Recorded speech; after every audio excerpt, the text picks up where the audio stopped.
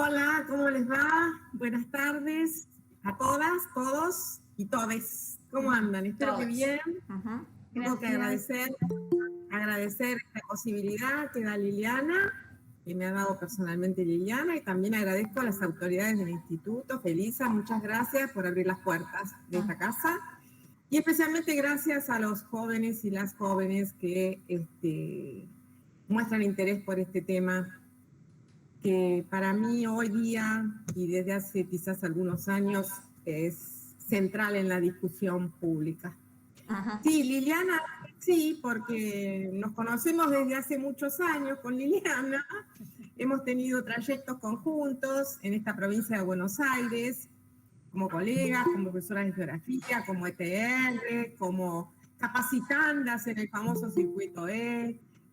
Bueno, en un montón de lugares nos hemos encontrado, allí hicimos este vínculo, y cuando ella me invita, yo le agradezco enormemente esta posibilidad, y le tengo que confesar que no lo pensé mucho, y se lo dije a ella, porque para mí esto es parte de una militancia del día a día y desde hace tiempo. Entonces, o será porque soy del sí fácil, pero todavía no lo he evaluado, pero sí considero que estos temas que hoy día sean demandados en las instituciones que forman docentes, a mí me parece el resultado de un proceso, yo diría, no solo de lucha y resistencia, sino también de empoderamiento, que se están viendo los resultados, ¿no? A veces, les tengo que confesar, hay gente que en algún congreso, cuando presentaba algún trabajo, en las jornadas, siempre me miraban como la extraña, como cómo se me ocurría trabajar ciertos temas, cómo podía abordar determinadas temáticas. Hasta, no sé si saben, porque sé que hay alumnos y alumnas que vienen de otras disciplinas, que no es la geografía, pero más de una vez yo escuché, bueno, pero lo que vos estás planteando no es geografía, ¿no? Y ahí había que empezar con todo un discurso, y había que empezar a tratar de abrir cabezas, porque mi objetivo es abrir cabezas, no solo de estudiantes, principalmente de docentes, de colegas. Hoy estamos aquí. Así que les agradezco enormemente en esta breve presentación. Igualmente vamos a esperar unos minutitos, Mónica, porque el horario en realidad es a las 18 y nos faltan unos minutitos, ¿sí? Para que haya seguramente gente que puede estar incluyéndose, cumpliendo con el horario pautado. No, seguro. Vamos a esperar unos minutitos más. Está bien, el horario de las cátedras en el instituto de ustedes a partir de las 18 o 18:45. 18:15, pero habíamos organizado para que tengan prioridad para ingresar al MIT los estudiantes y las estudiantes, les estudiantes nuestros, ¿no? Y también está invitada la escuela secundaria porque somos una unidad académica, entonces están invitadas los docentes y las familias y los directivos de la unidad académica del secundario. Así que estamos grabando el laboratorio para poder publicarlo en nuestro canal de YouTube mañana, y estamos transmitiendo en vivo para los que no puedan ingresar después al Meet, pero puedan participar con las preguntas y escuchando la charla por el canal de Twitch, ¿sí?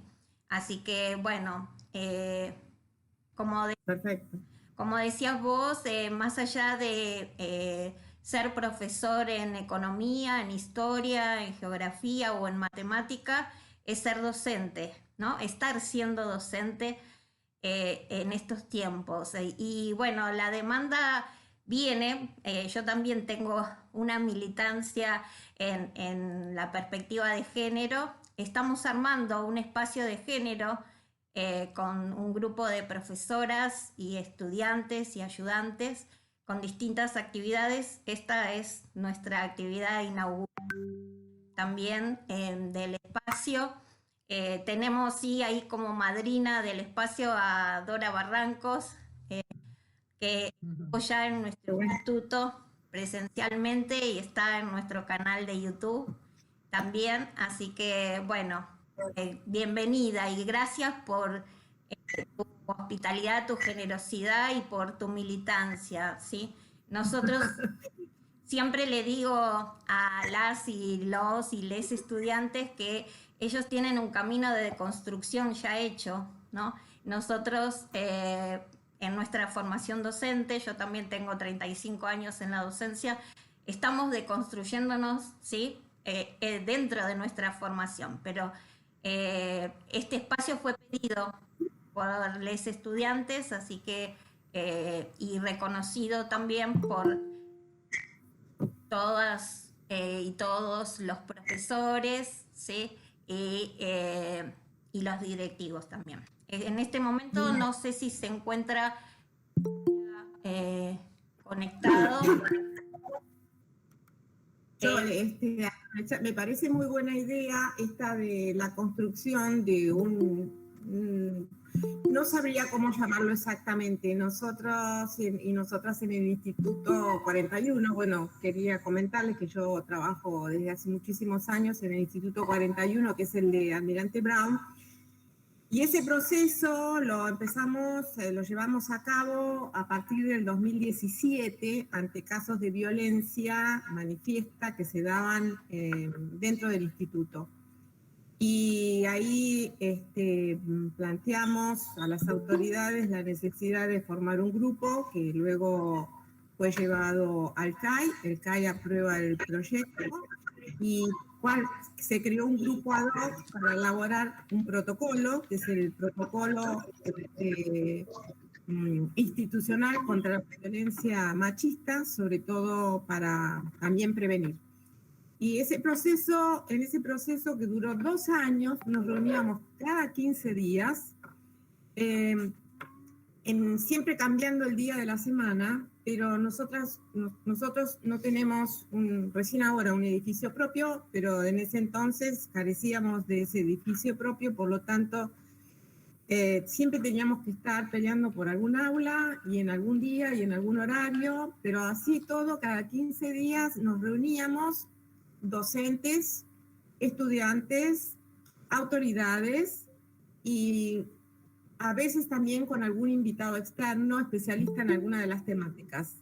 Durante 2 años se trabajó en ese proyecto hasta que salió un borrador o una versión casi última, y en ese caso fue trabajado en todos los espacios de la práctica, de todas las carreras. Nosotros tenemos 10 carreras de todos los años. Y se hizo en el mes de junio, antes de que empezaran las vacaciones, de manera tal que nosotros podíamos elaborar todo lo trabajado en los talleres, y en el mes de octubre, con los aportes de esos trabajos y talleres, salió el protocolo aprobado por el CAI. La comisión ad hoc que trabajamos se disolvió, pero armamos lo que llamamos una cátedra extracurricular o un aula. En realidad a veces usamos indistintamente un nombre u otro, pero en realidad, por eso yo cuando empecé diciendo, bueno, no sabemos exactamente si es un aula, porque figura como aula en el campus, o si es una cátedra extracurricular, porque tiene un cierto parecido con las cátedras extracurriculares de las facultades y universidades.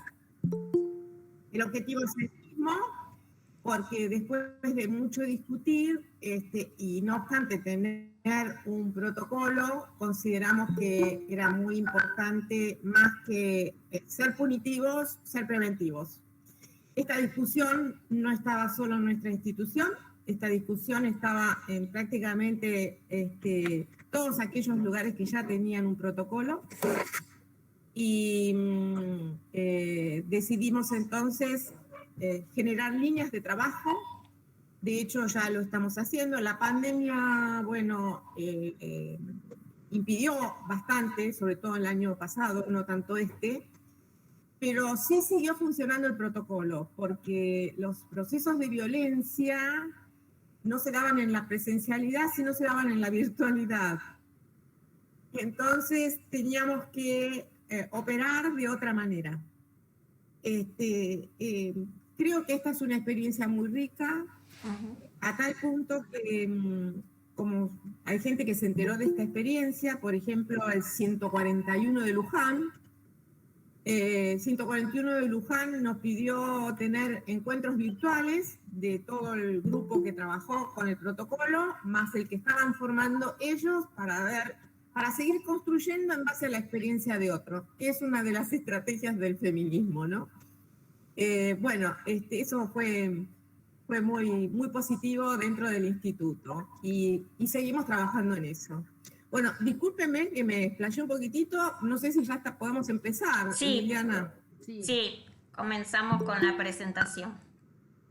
Pero antes estoy viendo una cara muy conocida, que muchos de los estudiantes y las estudiantes quizás a lo mejor no la conocen personalmente, pero sí deben haber leído, sobre todo en geografía, muchos artículos de ella. Me estoy refiriendo a Diana Lang, que está presente. Estoy viendo, Diana.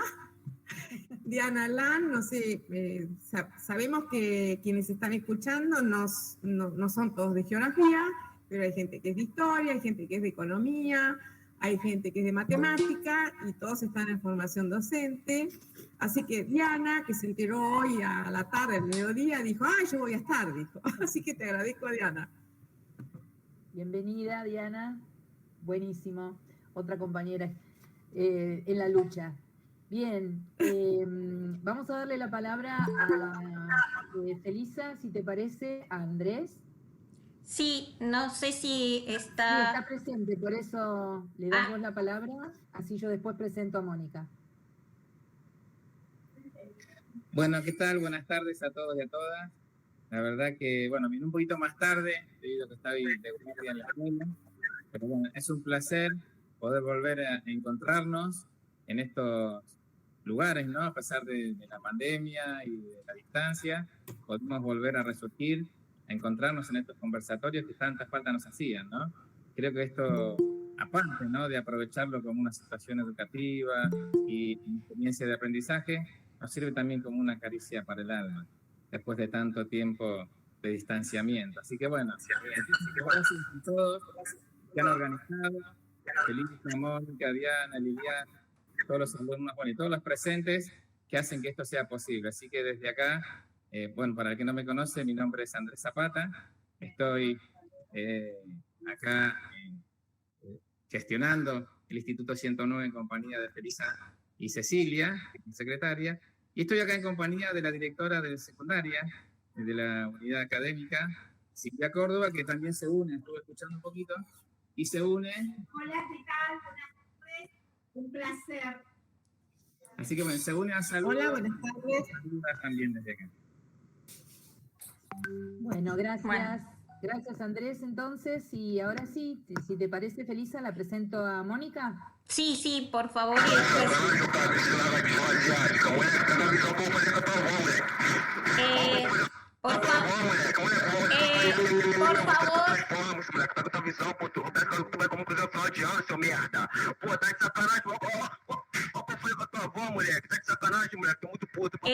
favor, podemos... Esteban, por favor, ¿podrías apagar el micrófono? Sí, le pedimos a todos ahora para que apaguen, silencien sus micrófonos, porque en la presentación les decimos cómo nos vamos a organizar, ¿sí?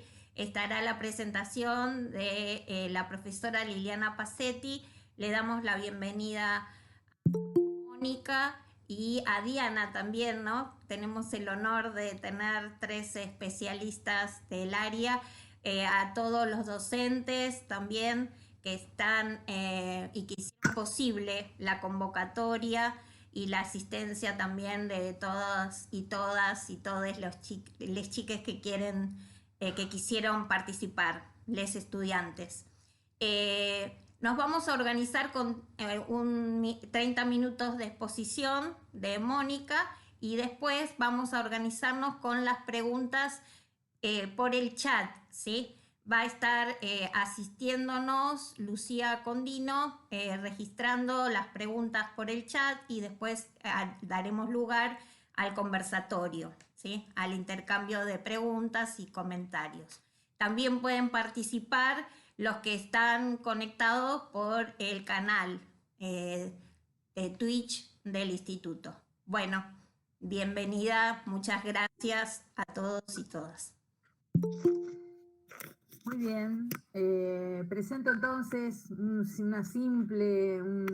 resumencito de lo que es la tarea de Mónica. Es profesora y licenciada en Geografía, tiene experiencia en formación docente en los institutos de formación docente número 41 y número 35 de la provincia de Buenos Aires, en capacitación docente. Saben que los capacitadores del CIE se llaman ETR, forman parte de los equipos técnicos regionales, en este caso de la región 5, de la Dirección de Cultura y General de Cultura y Educación de la provincia de Buenos Aires, y como contó recién en su experiencia en el Instituto 41, trabaja temas de geografía feminista en el Seminario de Integración Arial 2 de la carrera del profesorado en Geografía y participó en la elaboración del protocolo de intervención institucional para la prevención, sanción y erradicación de la violencia machista y forma parte de la Comisión de Género del Instituto 41. Bueno, con semejante presentación, entonces sí, le damos la bienvenida y le cedemos la palabra a Mónica para que nos cuente un poquitito sobre este tema. Bienvenida. Gracias, Liliana. Gracias a las autoridades, a Andrés, Elisa, Cecilia. Muchísimas gracias y especialmente a todos los estudiantes que están aquí presentes porque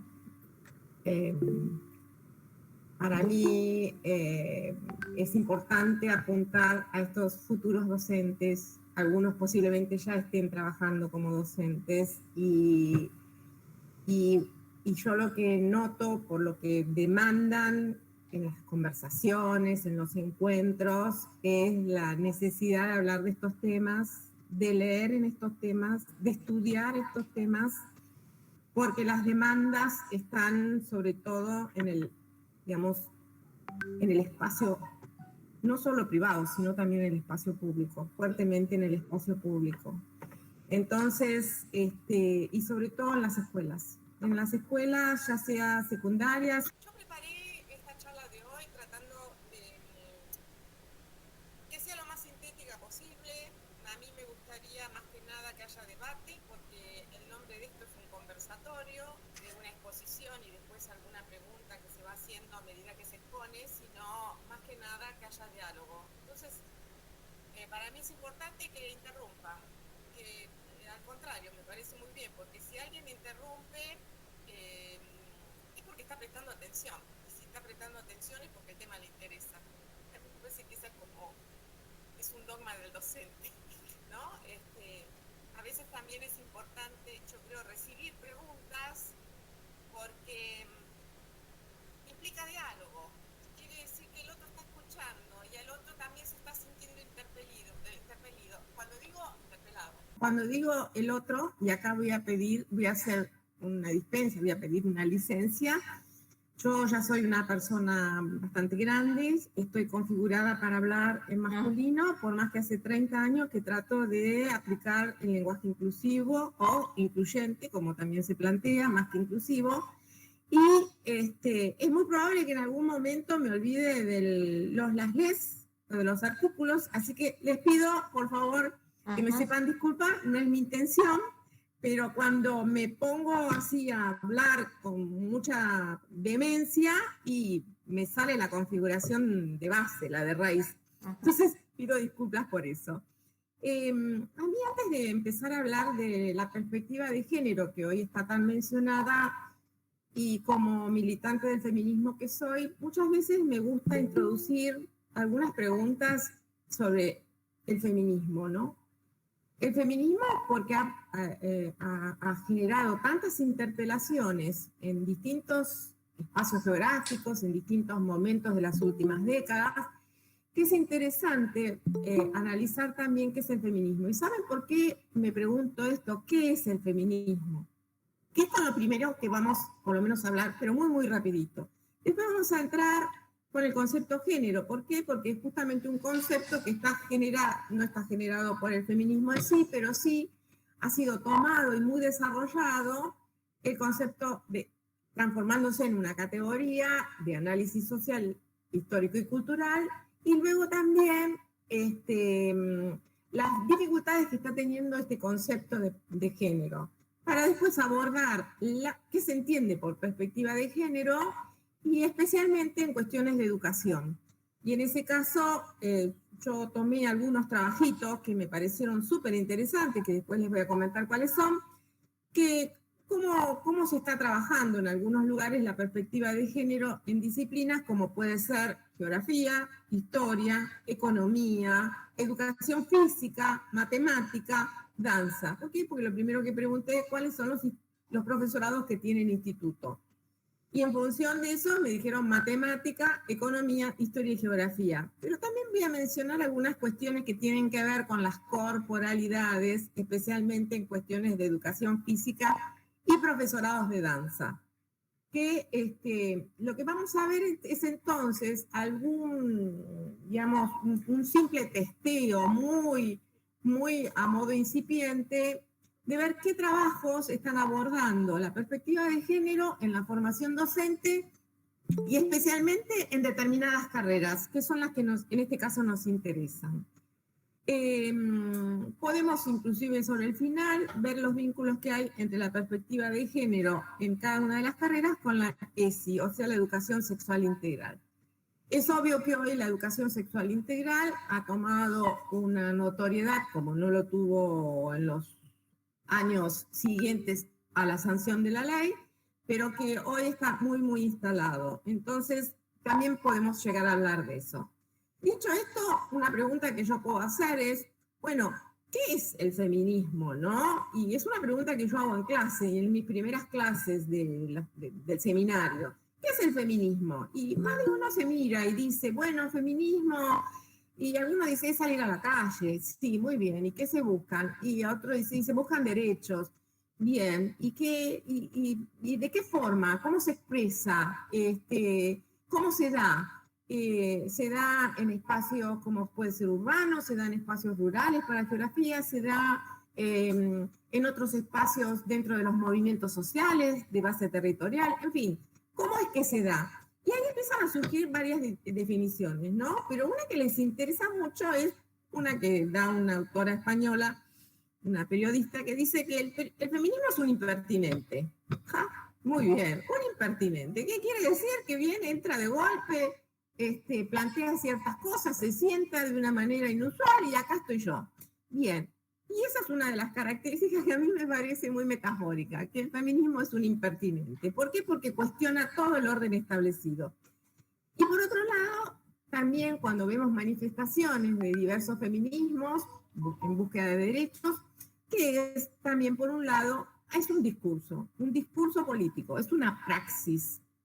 Es una praxis y un discurso que busca o está basado en la justicia. Lo que busca es justicia. ¿Por qué? Porque lo que se está exponiendo es desigualdades, discriminaciones vinculadas a esas desigualdades. Entonces, por un lado hay que verlo, que es, si bien es una teoría, y esa teoría se ha ido conformando en un acontecer histórico de las últimas décadas, con algunos vínculos que unen, pero también con otros aspectos que pueden hacer enfrentar distintas líneas dentro del feminismo. ¿Y a qué voy?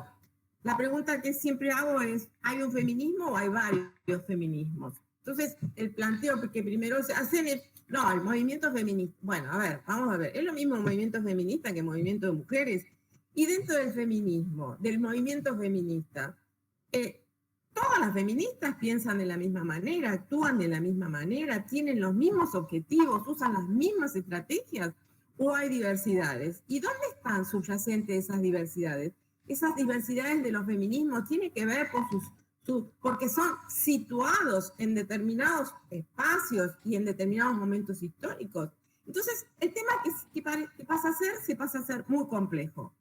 Y otra característica de esta complejidad es que por lo general o no tiene una estructura jerárquica, o si no es una estructura jerárquica muy escasa. Y es cierto, porque para quienes han asistido a movilizaciones, eso se palpa, se ve, entonces uno puede analizar desde la teoría lo que pasa en el afuera, lo que pasa en la praxis.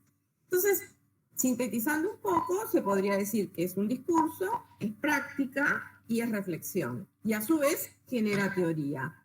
Y hay quienes todavía dan una mirada más abarcativa y dicen, es una ética y una forma de estar en el mundo. ¿Por qué? Porque cambia la mirada. Yo hoy tengo anteojos verdes, pero he tenido anteojos violetas y a los alumnos en la cátedra les pongo las gafas violetas, que implica un cambio de mirada. ¿Y ese cambio de mirada en qué está? En una toma de conciencia, en el darse cuenta. Eso pasa a nivel primero individual, pero uno se da cuenta a nivel individual, acompañado y en conjunción con otras y otros y otras que están en la misma situación. Darse cuenta es tener conciencia de género. Y una vez que se cambia la mirada, que se tiene la mirada de género, se perdió la mirada inocente, generalmente digo. Quiero decir con esto en que no volvemos a ver las cosas como las veíamos hasta antes de ponernos las gafas. Y lo que tiene por un lado, o que fomenta, que genera, es una conciencia crítica, que lo que hace es resaltar tensiones y contradicciones que se dan generalmente en los discursos. Entonces, por eso se dice que es un impertinente, por eso es un interpelador, y por eso incomoda a tanta gente, a tantas personas, porque desestructura.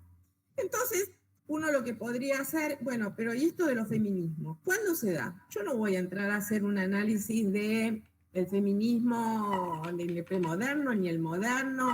A mí me interesa así ver qué es lo que pasa desde los años 60, 70, donde se producen grandes movilizaciones. Y en algunos casos, en el caso que nos interesa a nosotros y nosotras, es justamente la movilización del feminismo. ¿Pero dónde empieza? En el hemisferio norte, ¿no? Y uno podría decir, ¿qué pasó en el hemisferio sur? Bueno, eso sería para otro análisis, ¿no? Nosotros en los años 60, 70 estábamos viviendo situaciones que no se vivían en el hemisferio sur y todo lo que tenía que ver con el feminismo pasó a un segundo plano por otras problemáticas muy serias que todos conocemos, ¿no?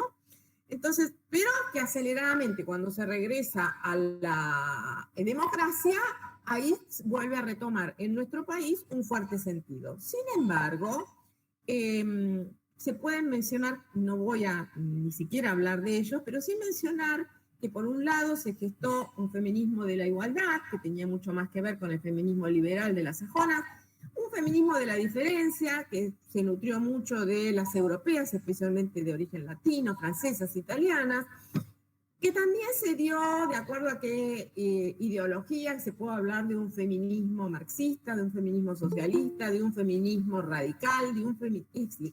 Empiezan a adjetivarse los feminismos, pero todos tienen, si bien hay diferencias y en algún momento hay enfrentamientos, pero hay algo que une a los feminismos y es justamente el luchar por una igualdad y equidad de género. Y acá ya me estoy metiendo en el concepto género. ¿Por qué? ¿Cuándo se empieza a hablar de género? Si bien el término género ya empieza por los mediados de los 50, después en los 60 también ya se empieza a hablar de roles de género, pero ese concepto lo toma el feminismo y ahí empieza todo un proceso de construcción y reconstrucción de esta misma categoría, que en la academia le costó bastante entrar.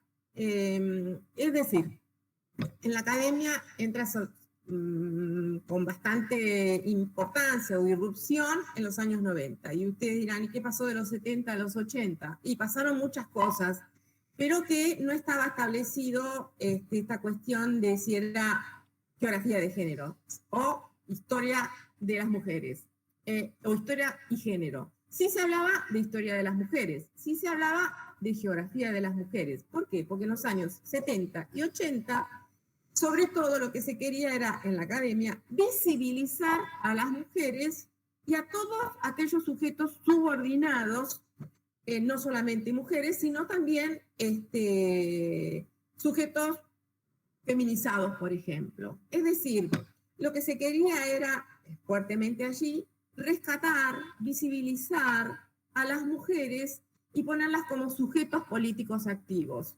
Entonces, la mayor parte de los trabajos, y hablo desde la geografía, apuntaban a visibilizar las mujeres. Se ha criticado que con escaso bagaje teórico, y eso tenía una cierta lógica, porque es ahí donde comienza un desarrollo teórico que aún hoy día sigue en proceso.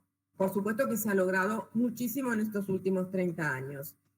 De esta manera también surgen otros feminismos, por ejemplo, la rivalidad entre el feminismo institucional y el feminismo autónomo. Ahí hubo fuertes tensiones y roces, especialmente en los encuentros feministas.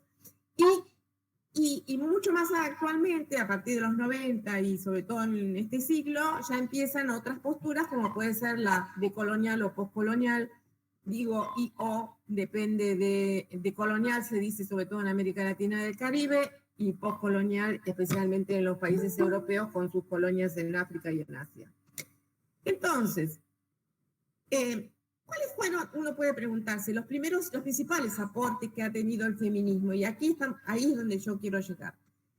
Hay dos categorías que adquieren una gran irrupción y desarrollo, como es, por ejemplo, género y como es patriarcado. Son dos categorías, hoy vamos a trabajar especialmente género. ¿Por qué? Porque es quizás la contribución teórica más importante que ha hecho el feminismo, ¿no?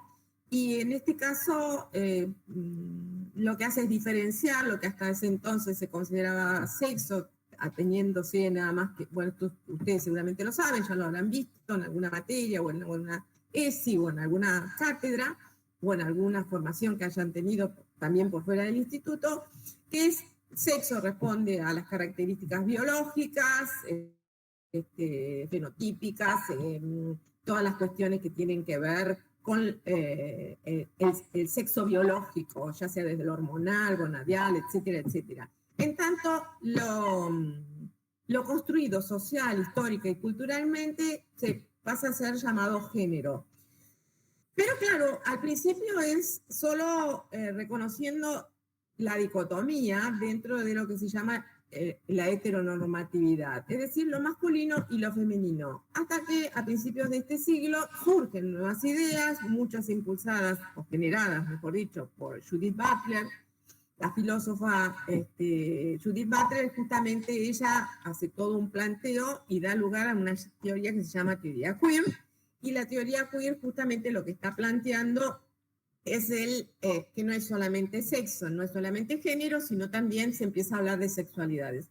Por eso, si uno analiza, yo pongo el foco, por ejemplo, en geografía los primeros trabajos dieron lo que se llamó la geografía de las mujeres, posteriormente la geografía de género, hoy también se habla de las geografías de las sexualidades. Y ustedes me podrían preguntar, ¿y qué es esto de la geografía feminista? Y aquí también tendríamos otras cuestiones para explicar un poco mejor.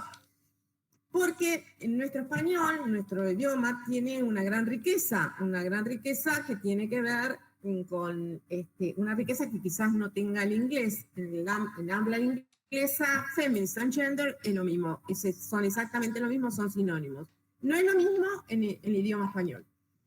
Decir geografía feminista es decir ser geógrafa militante del feminismo.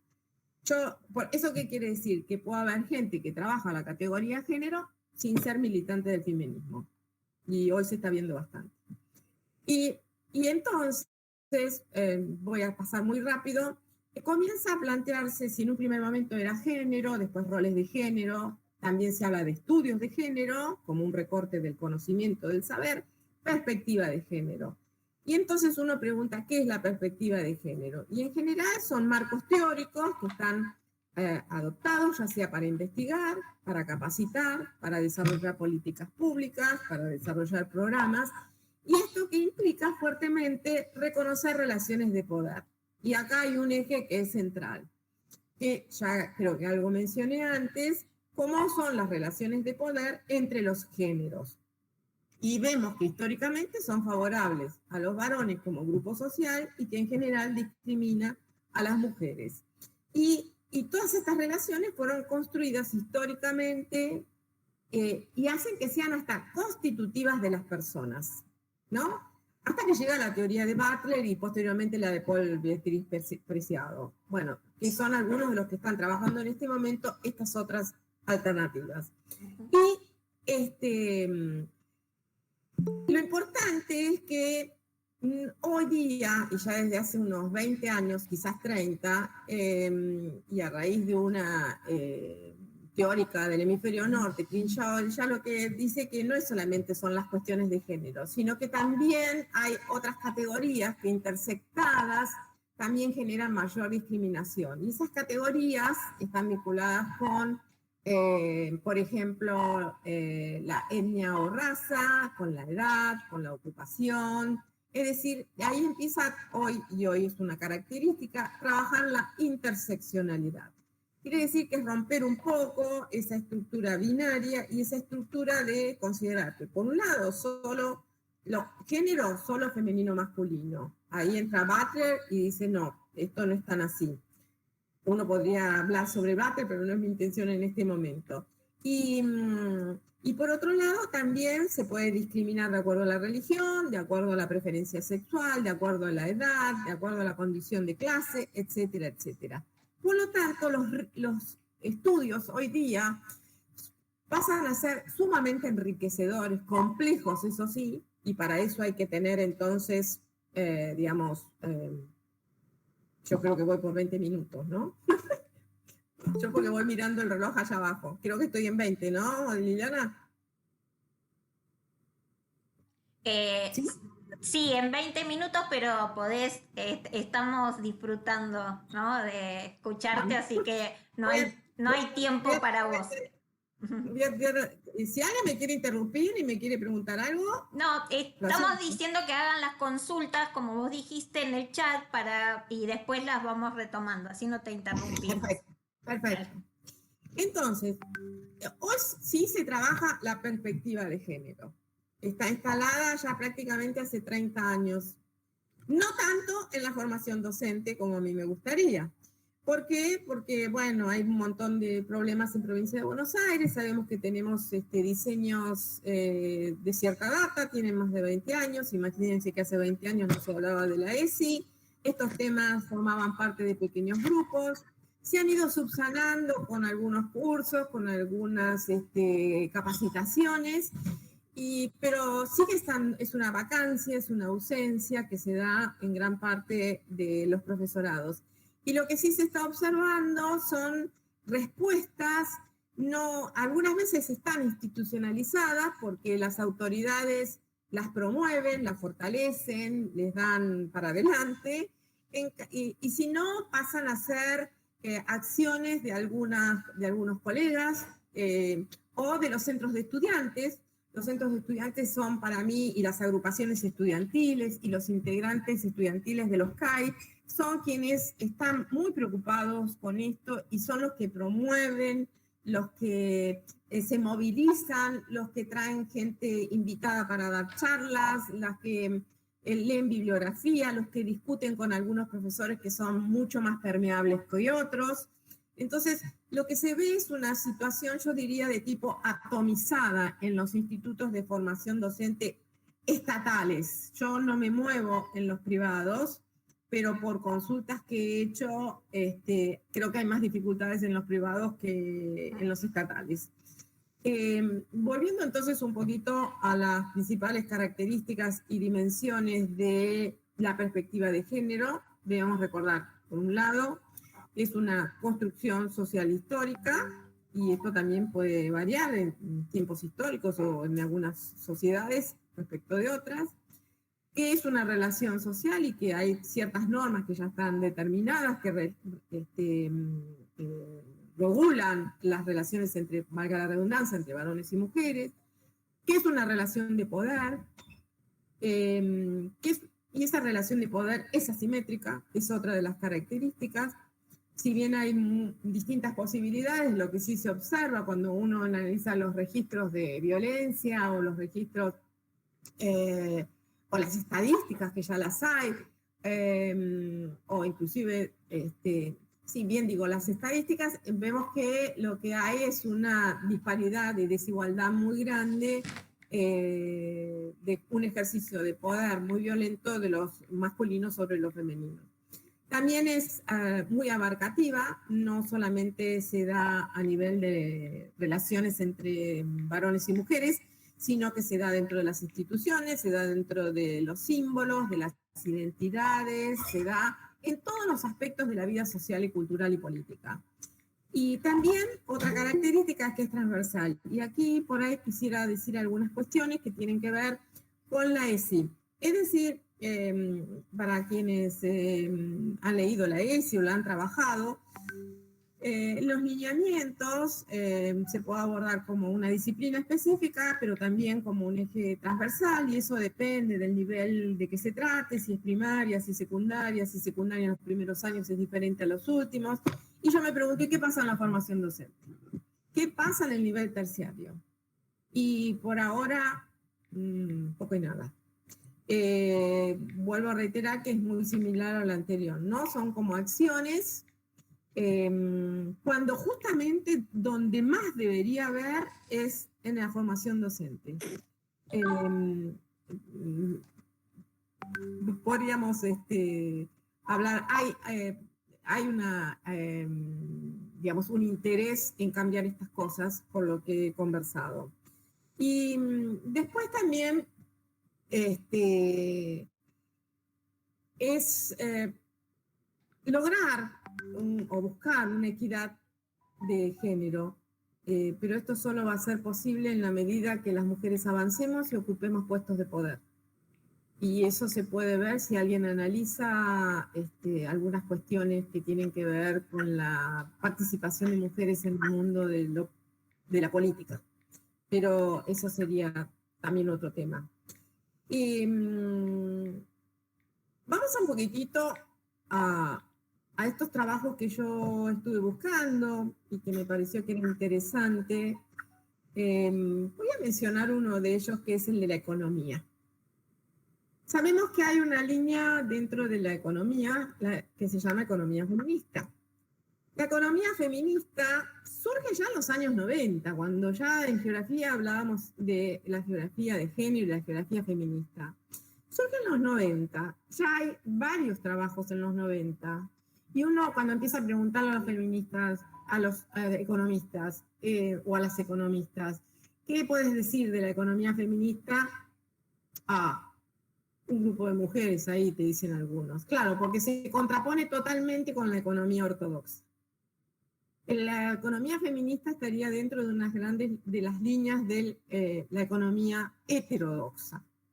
Y tiene diferentes líneas dentro de esa economía feminista. ¿Cuál es el principal objetivo que tiene la... cabe aclarar que en el Ministerio de Economía actualmente hay una dirección que es de economía feminista y que está trabajando fuertemente con otras direcciones del mismo Ministerio de Economía y también fuertes vinculaciones con el Ministerio de Mujeres y Género.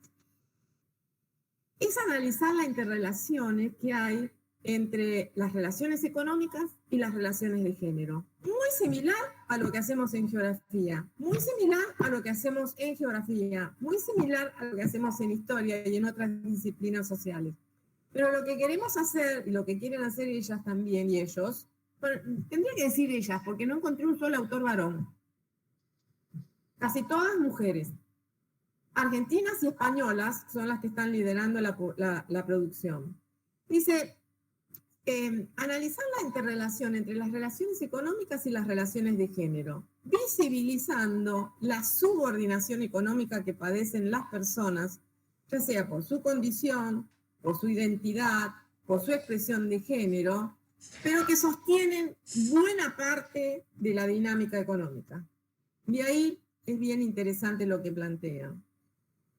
Una economía feminista lo que hace es visibilizar y reconocer el rol fundamental que el trabajo doméstico y el trabajo de cuidado, o bien el trabajo de reproducción cotidiana de la vida, tiene para el funcionamiento del sistema económico. Contribuyen con más del 22% del funcionamiento del sistema económico. Y esto lo llevaría a que es necesario que, hay que afirmar, que producen valor económico en sí mismos, porque sustentan, en términos marxistas, el espacio de la reproducción o la economía de la reproducción, sustenta y sostiene el de la producción. ¿Qué pasaría si se corre el de la reproducción? ¿Qué pasa con ese sistema de producción? Eso es uno de los grandes cuestionamientos que hace la economía feminista. Y también lo que habría que plantear es que no es un conjunto monolítico. ¿Por qué? Porque hay distintas líneas dentro de la economía feminista. Está la llamada geografía de género, que fue la primera, también de los años 90, que plantea que, bueno, en lugar de sexo habría que poner género en las estadísticas y, bueno, incorporar la categoría de género, pero un poco suave, ¿no? Sin generar mucha ruptura. Mientras que una línea llamada feminista integradora estaría planteando de que habría que analizar estas cuestiones que recién planteé, de darle valor de mercado al trabajo del cuidado, y cuando digo trabajo del cuidado, nosotros y nosotros les docentes estamos dentro del trabajo del cuidado. No es el personal doméstico, no es el trabajo que hace la ama de casa en su casa, es el trabajo que se hace en las comunidades, es el trabajo que se hace en los barrios, es el trabajo compartido y fuertemente es realizado por mujeres. Entonces, y una tercera línea que es la de romper con todo el esquema de la ortodoxia. Bueno, en eso está la economía feminista, que a mí me parece súper interesante, y después me gustaría escucharte de algún estudiante de economía, si están viendo esto, cómo lo están viendo. Hay alguien levantó la mano, Graciela López, o no sé si sos docente o sos alumna, pero sería interesante escuchar otras voces sobre esto de la economía feminista. ¿Querés hablar? ¿Querés decir algo? Un segundito. Te quería decir que a partir de la revolución industrial y a partir del hecho que se incorpora a las mujeres como una mano de obra más barata, al igual que los niños que se incorporan como mano de obra más barata, se empieza esta cuestión de desvalorización de la mujer en cuanto a que hacen otro tipo de trabajos, ¿no? A partir de ese momento comienza la desigualdad dentro de la misma desigualdad que es el sistema capitalista en sí mismo, ¿no?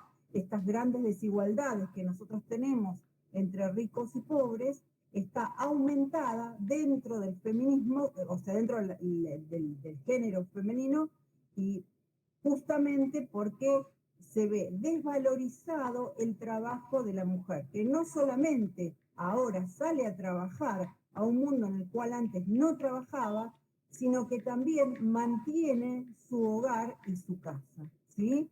Como sustento, como dijiste vos, perfectamente, Mónica, que estaba escuchando atentamente, muy interesante, bueno, mantiene esto como sustento. Así que a partir de allí hay bueno, por supuesto, dentro de la teoría marxista tenés una autora interesantísima que es Rosa de Luxemburgo. Rosa de Luxemburgo es una de las autoras más importantes, de hecho la mataron junto con su esposo porque ella militaba de la misma manera que trabajaba su esposo. Así que quiero dejar sentado que si bien el maltrato de las mujeres comienza antes, digamos con una cierta esclavitud, cuando se nota esa libertad, entre paréntesis, superflua libertad, porque lo que se tiene es la fuerza de trabajo para poder venderla, ahí todavía se la denigra más, porque trabaja en su casa y trabaja fuera de su casa por un valor menor que el del varón, nada más. Bueno.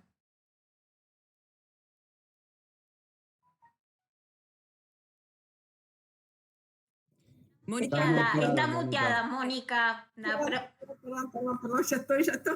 Otra autora interesante también para hacer estos análisis, Cecilia Federici, y en ese caso, con la línea histórica que hace ella, me parece que es imperdible, y generalmente en historia, supongo, espero que también la lean. Después, en todo caso, vemos algo de historia. Otra cuestión que vi sobre matemática, ¿no? Uno dice, pero en matemática, ¿qué tiene que ver con esto? También en el mundo de la ciencia, y sobre todo en las ciencias, bueno, no me gusta decir duras, pero las ciencias exactas, ¿no? Sí, se puede incorporar perfectamente el enfoque de género en matemática, y sobre todo lo que apunta, mejor dicho, es a poner mucha atención en todas las narrativas sobre cómo se construye esta disciplina en la escuela y cómo nos relacionamos nosotros con la matemática. ¿Por qué hoy hay tanto interés en que las mujeres estudien matemática? Porque parece que está el mito de que las mujeres para las matemáticas no servimos. Sin embargo, hay algunos, no sé, hoy se están visibilizando algunas trayectorias que echarían por tierra eso, ¿no? Y también por qué hay una contribución a reforzar esas exclusiones que se dan muchas veces en las aulas de matemática, ¿no? Y quiere decir que también lo que se debería rever es cómo se enseña, cómo se trabaja matemática en el aula, si hay alguna diferenciación de acuerdo si son varones, mujeres, si son de trans, más allá de que sean trans o cis. Entonces, también hay que estudiar mucho, no solo en matemáticas, sino en otras ciencias exactas.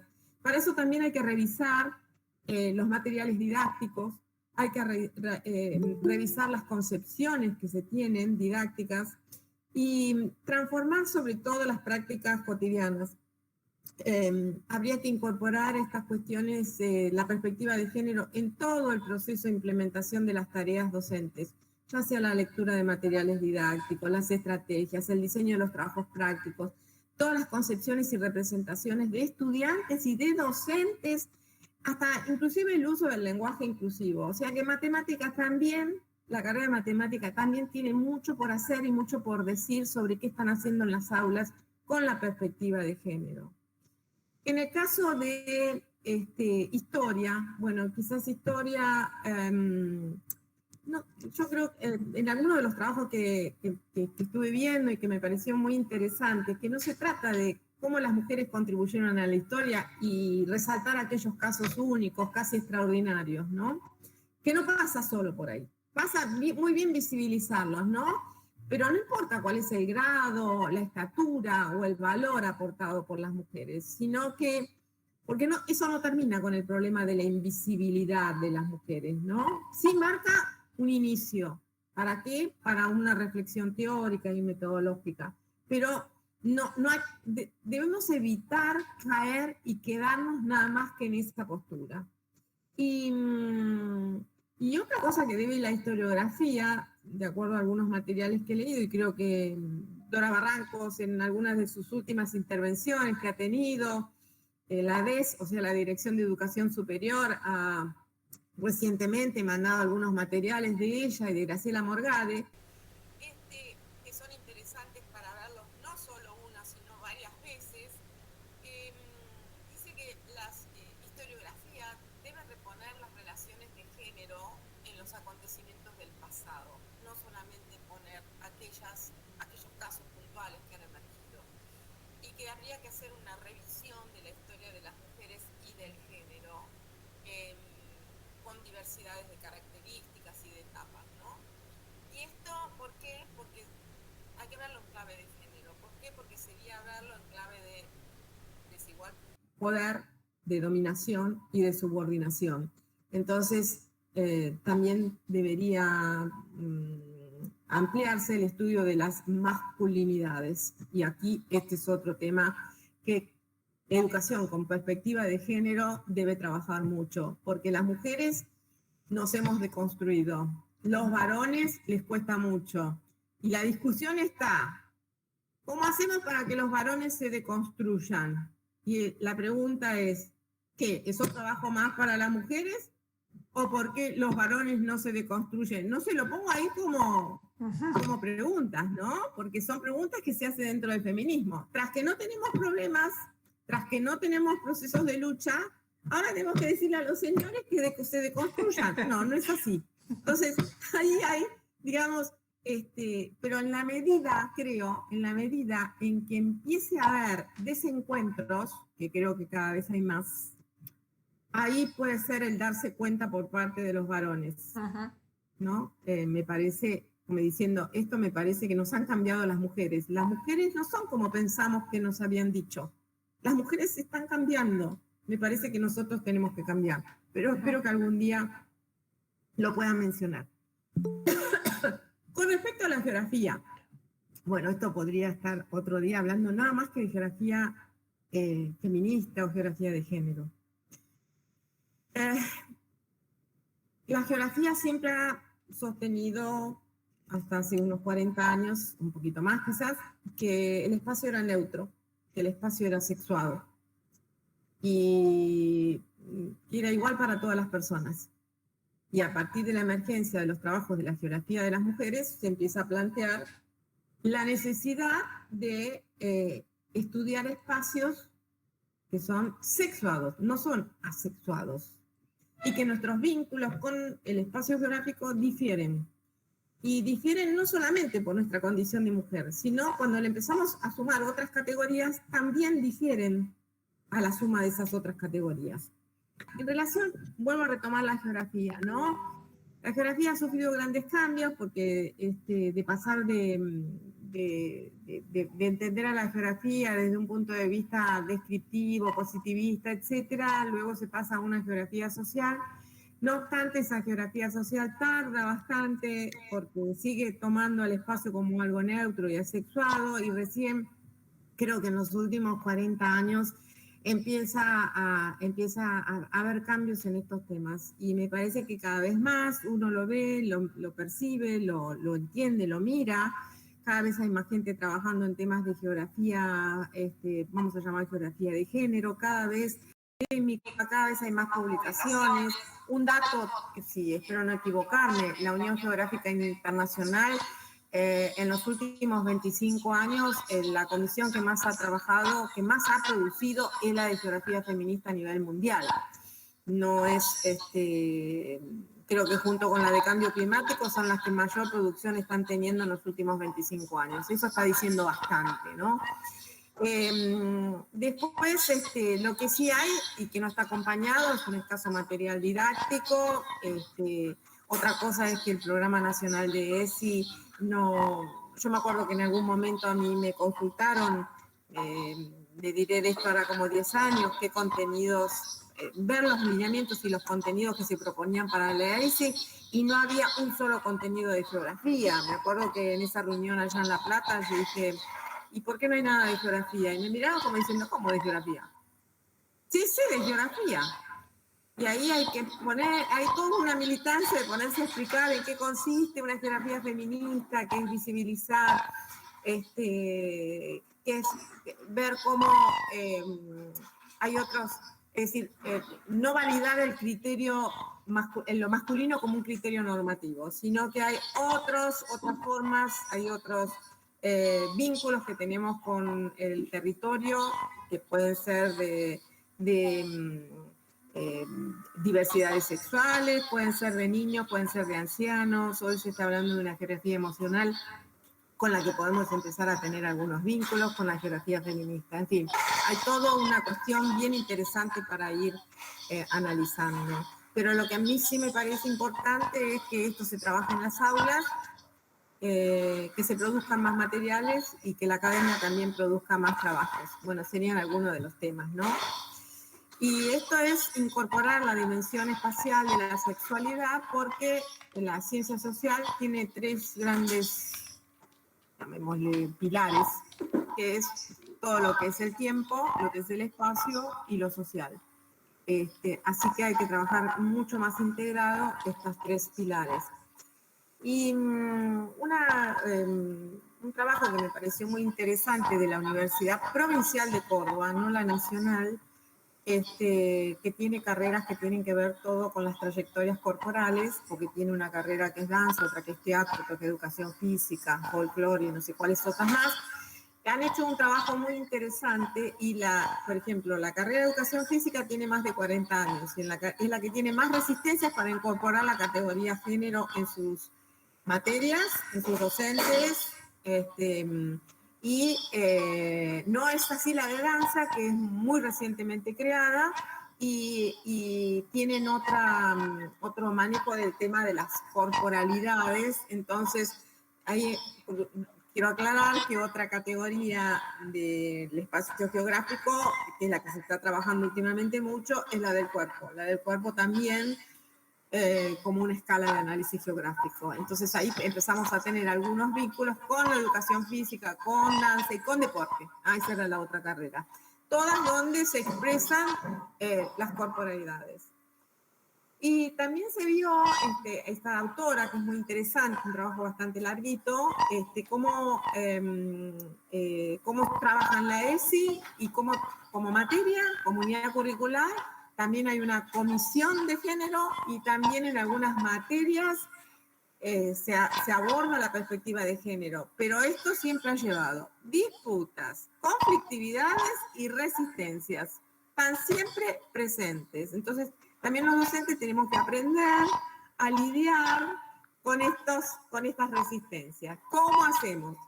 Que puede ser que muchas veces sean con alumnos, sobre todo en el terciario, pero es mucho más con otros docentes, con otras docentes. Y no es el caso de ustedes, pero hay muchas instituciones que no acompañan. Por eso me parece que un tema muy interesante para trabajar es cuáles son los vínculos que hay entre género y educación. Y sobre todo la perspectiva de género y la formación docente. Para mí es urgente. Hay que construir o producir agentes educativos muy entrenados para conmover todas estas representaciones estereotipadas que tenemos, estas actitudes y conductas muy ancladas en lo patriarcal, que todas las disciplinas deben tener la mirada de género, la perspectiva de género, no solamente historia o geografía por ser las sociales, sino todas. También sensibilizar sobre todo en estas cuestiones que tienen que ver con las desigualdades, promover relaciones más igualitarias de género, estar muy preparados para lidiar con todas las falacias que hay y los errores que se cometen, las omisiones, las discriminaciones. También lo que nosotros buscamos son como formas emancipatorias para que nuestras sociedades sean más justas. Por eso una de las cosas que dije al comienzo es que el género, más que nada, es también lucha por una justicia social, una justicia para todos, que no solo sea para algunos. Y por eso no hay justicia si no hay justicia de género, ¿no? Y esto tiene que estar prácticamente en todas las formas de enseñanza y en todas las formas de aprendizaje. Esa es una idea que para mí tiene que ser central, tiene que guiarnos, y cualquier objetivo, cualquier contenido educativo no debe eximirse de alcanzar ese propósito que es como un faro que nos va iluminando, lograr una mayor justicia, pero con justicia de género. Así que me gustaría ir terminando diciéndole ya, por supuesto, que muchas gracias. Han quedado un montón de cosas sin decir, pero no quisiera tomarnos más tiempo y me gustaría charlar con la gente de otras carreras para ver si, así como de economía, tomaron la palabra y empezaron a decir. Leí ahí recién en el chat que el profesor de matemática hace un trabajo muy interesante, no sé si lo abrieron, con algunos trabajos de lectura de matemáticas de la época de los griegos, de Hiparquia y demás, ¿no? yo por ahí lo tengo, a ver si que... no, porque quedó en el otro, perdón. Todo lo que escribieron quedó en el otro link. Así que, bueno, no sé, doy la palabra y muchísimas gracias por darme esta oportunidad de poder conversar con ustedes. Ahora me gustaría escuchar. Bueno, está habilitado el chat para hacer las preguntas, pero también si quieren levantar la mano y hablar a alguien que está dentro del Meet, lo pueden hacer, ¿sí? Sí, Feli, de todas maneras, yo del otro chat recuperé las preguntas. ¿Querés recuperar la que Mónica buscaba? Dale, gracias. En un momento dado, Julieta había preguntado si la cuestión de género se aborda de la misma manera en espacios rurales, periurbanos y urbanos, o si solamente se tiene en cuenta a la mujer desde la perspectiva de la geografía urbana. Esa es una pregunta que habían enviado. Después habían agradecido y estaban muy contentos con la participación de Mónica. Y Carolina había puesto en un momento como que a partir de que nos ponemos las gafas violetas, ya no nos podemos sacar más. Y ella daba el ejemplo de que, le pasaba que veía programas de chica y ahora los ve ahora y quedaba horrorizada. Y en ciertas conversaciones o publicidades también. El chat de la otra reunión hacía mucho hincapié en agradecer a Mónica y esto que también está mandando ahora lo retomamos en un ratito, si te parece. Pero para retomar... Gracias, Lucía. Gracias, Lucía. Con respecto a la primera pregunta que me hicieron, no entendí si era la perspectiva de género en determinados espacios o los trabajos de geografía de género en espacios rurales, en espacios... No, ahí me quedó un poco la pregunta. ¿La tenés ahí a mano? Sí, dice, ¿se abordan las diferencias entre el género en espacios rurales, periurbanos y urbanos o si generalmente se abordan desde la mujer urbana? Ya está. Sí, ahí la mayor cantidad de estudios está en espacios urbanos, pero hay líneas de trabajo muy interesantes en espacios rurales y en espacios urbanos. En España, sobre todo, las primeras líneas de trabajo, coordinadas por María Dolores García Ramón en los años 90, ella viene de la geografía rural, su línea de trabajo siempre fue la geografía rural, y cuando incorpora la mirada de género, lo que hace ella es estudiar qué pasa en los espacios rurales. Tienen no solamente ella, sino el equipo que ella conformó para trabajar esto. Entonces, metodológicamente hay trabajos excelentes de España y en esta línea que te digo, porque ellos trabajaron mucho en las zonas rurales, tiene estudios donde, por ejemplo, analizan las diferencias que hay entre zonas muy diferentes de España, como puede ser Galicia, Barcelona y no sé si la otra era Valencia. En tres zonas rurales muy diferentes. ¿Qué pasaba con las mujeres que trabajaban en áreas rurales? Ya sea si eran esposas, si eran campesinas, si eran propietarias, es decir, cruzando categorías muy, muy interesantes. También hay estudios sobre África de género y zonas rurales. En Argentina también hay algunas. Quizás no tanto como las de estudios urbanos, pero sí los hay. Y donde más hay es en algunos otros países de América Latina. Por ejemplo, en Brasil hay mucho trabajo también de zonas rurales, género en zonas rurales. Sí. De hecho, Rosa Rossini, que es una de las pioneras de esta geografía en Brasil, ella empieza a trabajar la zona de Canaveira, de San Pablo, creo que de San Pablo, el trabajo de las mujeres. Y en la zona de caña, ¿no? De caña de azúcar. Y ella hace un seguimiento de 30 años del mismo lugar para ver no solo los cambios tecnológicos, sino también los cambios de las relaciones de género en un área de Canaveira, como dice ella. No, hay estudios. Y acá en Argentina, por ejemplo, Leticia García de la Universidad de La Pampa, ella trabaja en barrios periféricos, por ejemplo, de Toay, de Santa Rosa, con estas características también. No, sí hay.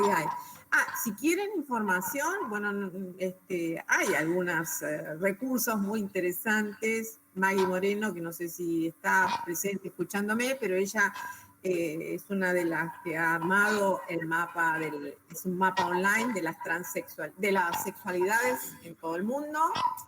Cada persona que hace un trabajo lo puede subir, está online y ahí van a encontrar de todo. No, cada vez hay más información, por suerte. No sé si había otra pregunta sobre esto. Sí, hay... No, digo que por ahí la bibliografía después las dejamos, ¿sí? Y la compartimos. No interrumpir a Mónica, después te pedimos que nos dejes y se la pasamos a los asistentes. Gracias. Sí. Bien, también preguntaban por el chat que muchas veces en el trabajo en la secundaria la perspectiva de género genera ciertas incomodidades o ciertas reacciones y qué estrategias se pueden tomar frente a esta situación.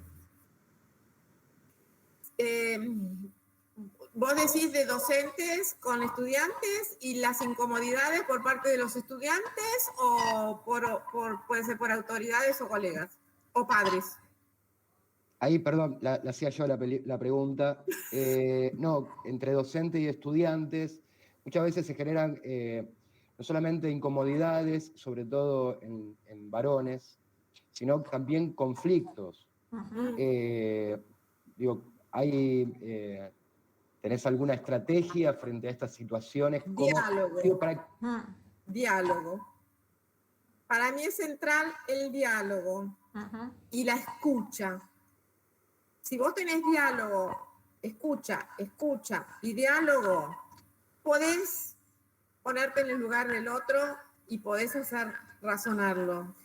Es un ejercicio y un ejercicio que nos cuesta, porque, como docentes muchas veces estamos en una situación de cierto poder.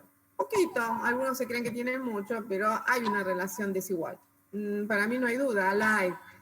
Entonces, a mí me parece que es muy importante el tema de la escucha, el decirle, ¿a vos te parece esto? ¿Cómo lo sustentás? Toma un poquito de distancia. ¿Cuáles son las estadísticas que vos manejás? Me gustaría que me digas, no el a mí me parece, no el yo opino, sino tratar de poner un poco de distancia. Y ese es un ejercicio que uno lo tiene que hacer para que ellos entiendan qué es lo que quieren. ¿Soy clara con lo que digo? ¿Soy clara? A mí me parece que es el tratar al otro primero con mucha escucha, eso implica respeto. Y si el otro se siente respetado y va a buscar la manera de, aunque le cueste, de también asumir respeto. Pero es un trabajo que nos tiene que dejar a nosotros muy bien plantados, porque más de una vez se nos vuelan los pájaros, perdónenme la expresión, ¿no? Y uno dice, ¿cómo es esto? Y también permitir el diálogo entre ellos, porque a veces la respuesta que vos estás pensando en darle, hay alguien que levantó la mano o lo dijo directamente. ¿Qué quiero decir con esto? También permitir el diálogo y la escucha entre ellos, porque creo que en el fondo uno ahí tiene que actuar como un árbitro y evitar el enfrentamiento, porque es desigual la relación. Ellos son jóvenes, se están formando, nosotros ya tenemos una estructura por ahí muy anquilosada y a mí me parece que ese es un ejercicio que debemos hacer todos. Me parece. No sé si... yo ya no trabajo en secundario, quiero aclarar, pero tengo vínculos con secundario. Sé que está difícil, ninguna duda. Y a mí me ha pasado algunas veces, está mal que lo diga, pero bueno, a mí me gusta mucho la de adolescente. Por algo seguí una carrera de profesor en secundario. Me gustan los docentes, los adolescentes. Me gustan, me divierten, por lo tanto tengo una actitud diferente a aquel que por ahí está cansado de dar clases o porque ya no se banca más la impertinencia, ¿no? Entonces, pero no, debo reconocer que no todo el mundo tiene una actitud como esta, ¿no? Pero creo que la debemos desarrollar para poder tener más diálogo con los otros, si no, hay cada vez más fisura o más quiebra. Muchas gracias, Mónica, clarísimo.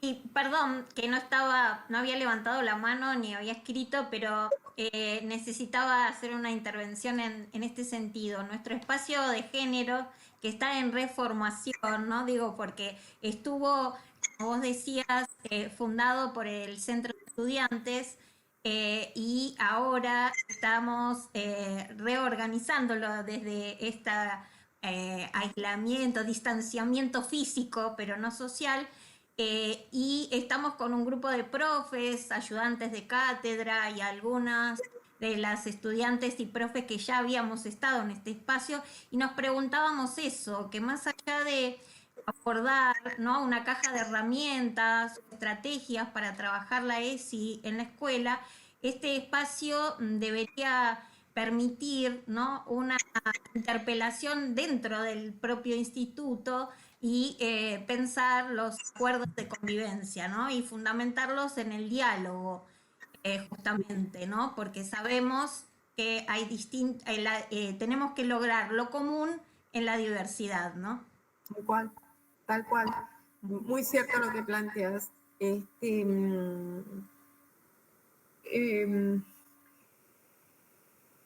En la medida que uno va adquiriendo cierta práctica en esto y va teniendo logros, se potencia. Entonces, no hay que dejar de insistir en eso. Exacto. No hay que dejar de insistir. Y además, los centros de estudiantes y las agrupaciones estudiantiles son muy vigorosos en eso. Y les cuento, en el 41 los principales problemas de violencia entre estudiantes se daban al interior de las agrupaciones estudiantiles y dentro del centro de estudiantes. Las mismas chicas decían, no puede ser, dice, no puede ser, hay que dar talleres de masculinidades. Exactamente, ¿no? No puede ser. Entonces, sí, me parece que hay un trabajo arduo nos espera a todos. Un trabajo arduo y además que tenga frecuencia, que tenga consistencia, que tenga continuidad, que no ande... Y también yo sé que institucionalmente eso es difícil, porque se hace con esfuerzos individuales, pero se puede, se van logrando los resultados, se van logrando. Sí, gracias. Sí, porque todo es una deconstrucción, no solo en el lenguaje, ¿no? O sea, para multiplicar docentes que construyan otros mundos posibles, ¿no? Menos patriarcales y desde una perspectiva de género, estos estudiantes tienen que vivirlo en el instituto. Tienen que vivir esta experiencia de deconstrucción, de interpelación y de lograr acuerdos de convivencia, ¿no? Y que la ESI, sin la ESI no hay posibilidad de inclusión. Perdón por la... Sí, y hay dos personas que están levantando la mano también. Graciela López de nuevo, que me parece que es de matemática, y Loana Rodríguez. ¿No es de matemática? A ver, Graciela, levantaste la mano. Sí, levanté la mano. Soy de economía. ¿Cómo estás? Perdón, de economía, sí. Vos hablaste en algún momento, me pareció interesante a mí, hablar de la construcción de lo femenino, estas construcciones desde el lado heterodoxo y no ortodoxo. ¿Por qué te referías a eso específicamente? ¿A qué te referías con eso? Porque en la misma la misma economía, las teóricas de la economía feminista se reconocen que forman parte de la heterodoxia, porque la ortodoxia tiene el eje y el centro, dicen que inclusive es muy difícil de desconfigurar y de construir donde está el mercado rigiendo toda la estructura económica y la formación de economistas. Está bien. Entonces, ellas mismas, Gómez Orozco, Enrique Sacan Argentina, ellas mismas lo están planteando como que es imposible el diálogo con los ortodoxos. Está bien. Yo como para trabajar con mis estudiantes, esto que la verdad que desconocía, igual la heterodoxia tiene que ver un poco después de 1930 con la inclusión del Estado como ente creador de políticas públicas y con Keynes, ¿no? Pero bueno, está bueno que te voy a mandar algunos de los trabajos de estas autoras. Bueno, muchas gracias, muy amable. Porque son muy buenos. En todo caso, después Liliana, o no sé si querés escribir, Graciela, tu correo, yo tomo nota y después te mando esos materiales. Dale, muchas gracias. No, por favor. ¿Y Loana?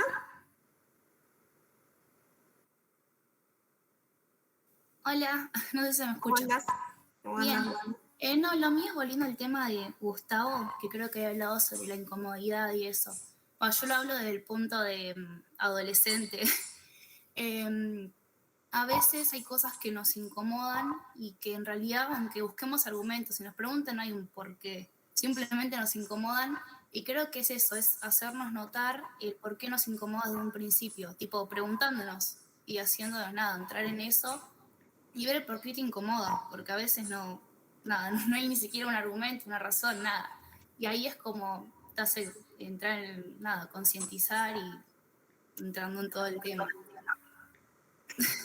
Es interesante lo que planteas. ¿Qué edad tenés? 18. 18, Loana. A mí me pasa igual con todo tipo de temas, ya sea con ESI, me pasa con el tema del racismo, ese en general. Y me pasa hablar con gente de mi edad o con gente más grande y que nada, que a veces muchas personas grandes tampoco no tienen una razón. ¿Para que les incomode o porque incomodan? Ambos. Ambos. Lamento decirte que es muy probable que en la vida vayas a tener muchas incomodidades. Que uno tiene que aprender a manejar las incomodidades que te generan los otros. En general, te sentís incomodada por actitudes conscientes o inconscientes de otros. No sé si soy clara. La sola presencia de una persona te puede incomodar sin que esa persona haya intentado incomodarte. Sí, igual también me refiero al tema de, a la hora de hablar de temas, no sé, hablar de, puede ser el lenguaje inclusivo o hablar de algo en una clase. Yo era alumna de LU. A veces yo hablaba de temas en general y nada, muchos de mis compañeros, a mí misma, nos incomodaban esos temas. Y para mí tiene más que ver con toda la estructura y el poder tocar esto en un salón que no se suele hablar de esas cosas ahí. Sobre todo cosas que pienso, por lo que me estás diciendo, que pueden estar vinculadas a cuestiones que a lo mejor tienen que ver con la sexualidad o con la cuestión de las privacidades. Eso es una cosa que seguramente irás aprendiendo primero cómo manejar la voz ante cómo manejar esas incomodidades. O directamente decir, mire, profe, yo no quiero hacer este trabajo porque a mí me incomoda, o no me gusta trabajar estos temas, y ahí la profesora decidirá qué hacer. Si cambiar la estrategia, tener mayor diálogo con vos, hay temas que a lo mejor no son para hablarlos plenariamente en un plenario, y a lo mejor son temas para trabajarlos más a nivel individual, pero también depende de la disposición y el grado de apertura que vos tengas a trabajar esos temas. ¿Soy clara con lo que te digo, Loana?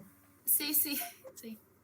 Sí, es también un proceso de, creo, a mi modo de entender, y no lo tomes a mal, también de maduración. Sí. No, igual no hablaba de mí en lo personal, hablaban en general, sí. Como que hay ciertos lo que me está diciendo tenés razón, pero también creo que la solución no es no hablar de algunos temas. Creo que hay que hablarlo de todo, tal vez buscar la forma de hacerlo, pero hay que hablarlo. Gustavo quiere hablar. Es cierto.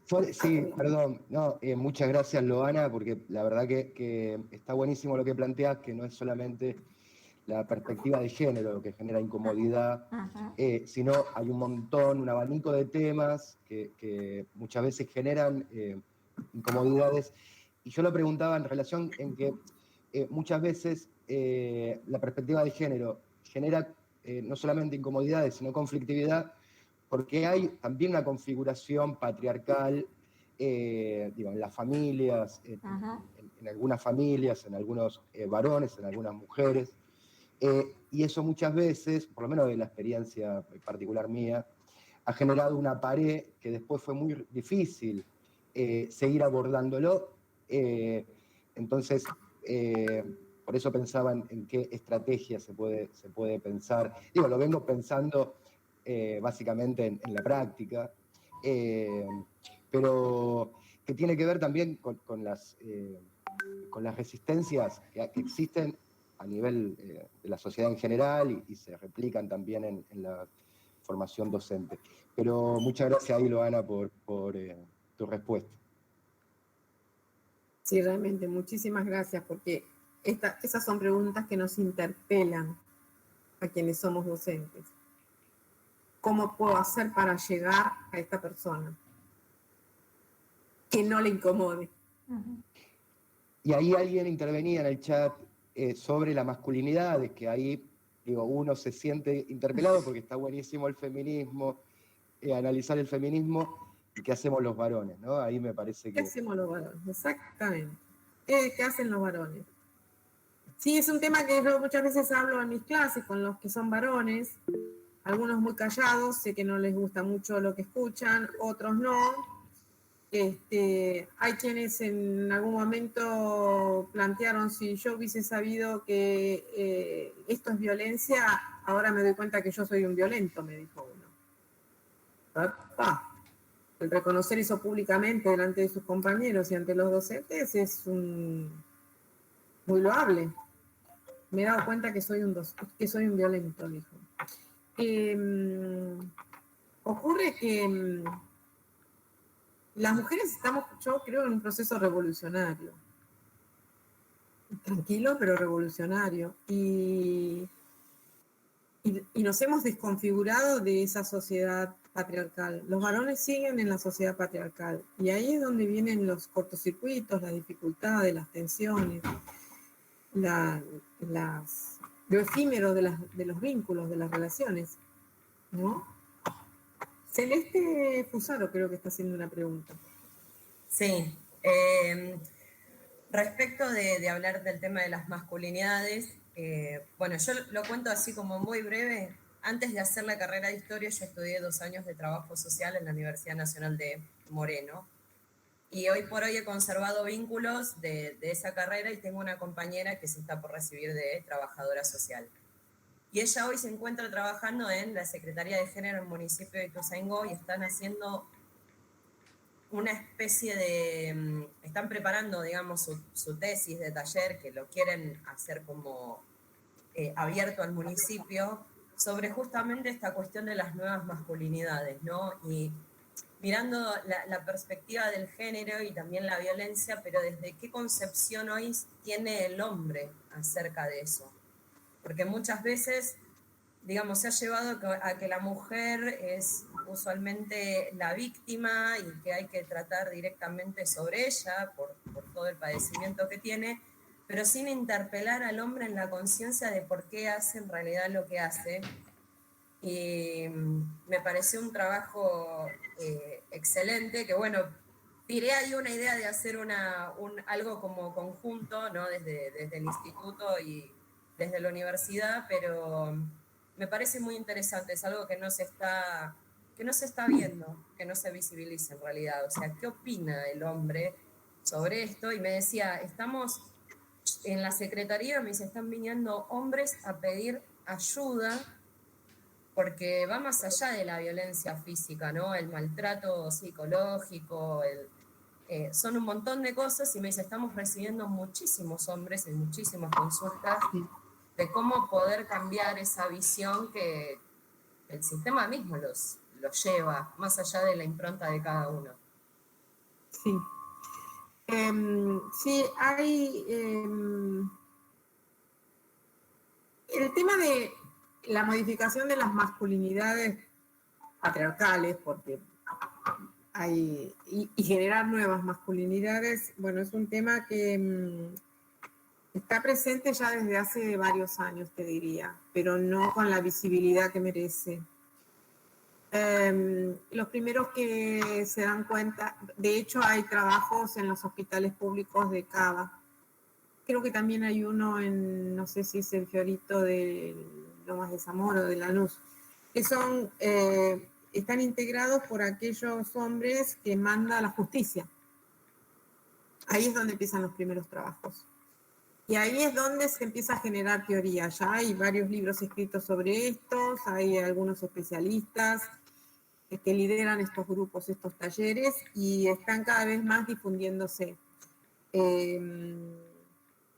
Me alegra que haya ahí también en Ituzaingó y en Moreno. Yo conozco varios que están por la zona sur, yo soy de la zona sur. E inclusive, bueno, yo soy fundadora de una fundación, la Fundación Propuesta, que hace 30 años trabaja asistiendo a las mujeres víctimas de violencia. Y siempre lo que planteábamos era que había que seguir asistiendo a mujeres, pero que la solución no estaba solamente allí, sino que había que poner la mirada en cómo cambiar las masculinidades. Y para esto, les digo, hay bastante bibliografía, hay cada vez más cantidad de grupos, por lo general cada municipio está armando sus grupos de masculinidades, y van no solo los que manda la justicia, sino aquellos que toman conciencia que deben cambiar. Bueno, porque está su futuro, ¿no? Está su familia, están sus hijos de por medio, y toman conciencia de eso. ¿Se acuerdan lo que yo dije al comienzo? El darse cuenta, el tomar conciencia, es central en esto. Solamente allí se busca ayuda.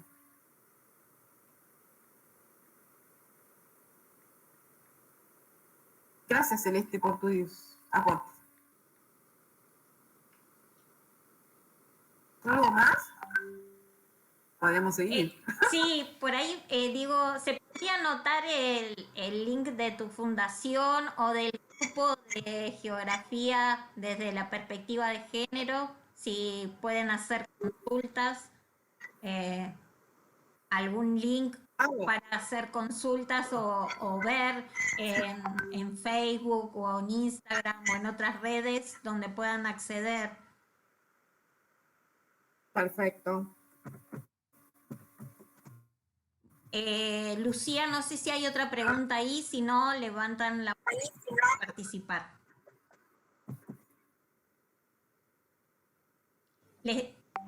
Mientras surgen nuevas preguntas, lamentablemente, cuando estábamos en el otro chat que tuvimos que abandonar, éramos 100 personas en el Meet, ¿no? Y había 20 personas más en la conexión por Twitch, ¿sí?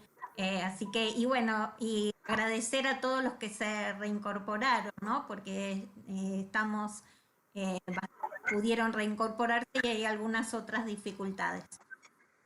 Lucía, no sé si hay alguna pregunta en el chat o alguien que quiera hacer algún comentario. Estaba leyendo, pero las que estaban en el chat ya las hicimos y estuvieron levantando la mano y las hicieron oral. Así bien. Yo por el momento no tengo ninguna. ¿Hay alguien levantando? Carolina. Hola, buenas tardes, Mónica. Estoy muy agradecida de esta conversatoria. Yo quería comentar también que me parece súper importante la actitud de las que somos madres, ¿no? ¿Cómo estamos preparando a los futuros hombres que van a haber en la sociedad? Quizás uno trata de de ayudarlos en un montón de cosas, pero también los perjudica cuando un nene que es chiquito no se hace responsable de, por ejemplo, de lavar su taza, de hacer su cama. Esas cositas creo que suman bastante en la... Está cortando, no sé por qué. No, a ver, se escucha... Cosa que se cortó, no. A ver, tu conectividad... Se cortó. ¿Alguien más tiene dificultad con la conexión? No.